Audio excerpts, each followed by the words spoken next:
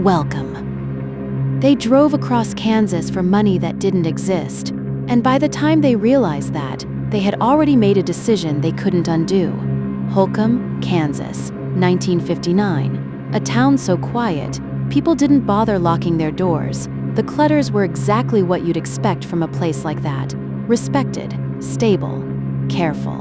Herb Clutter didn't drink, didn't swear, didn't owe anyone anything. Their lives weren't dramatic, which is exactly why what happened made no sense. Dick Hickok and Perry Smith didn't know the family. They weren't angry, they weren't desperate. They were chasing a story told in a prison cell.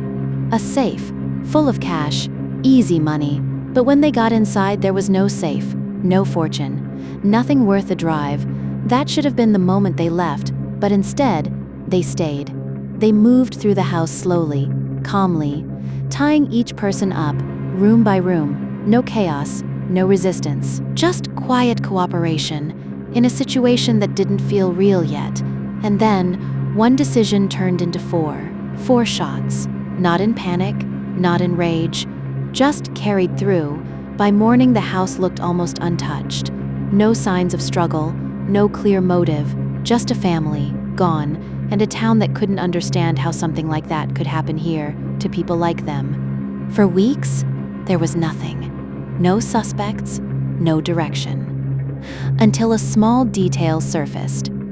The same lie that brought the killers there led investigators back to them. A name from a prison conversation, a thread that finally connected everything. Dick talked like he was in control, confident, smooth, the kind of man who believed he could outthink consequences.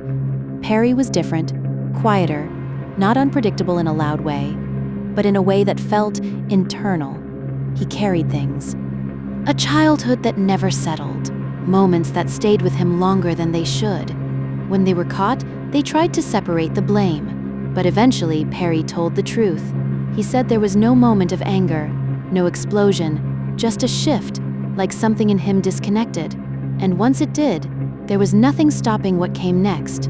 Years later, they were executed. Same crime, same outcome. But even then, nothing about it felt resolved, because the question was never just what they did. It was why it ever happened at all. The Clutters weren't targeted.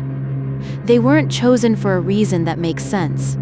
They were simply there, at the end of a bad idea taken too far, and the most disturbing part is how easily it could have ended differently. Please like and subscribe for more short summaries.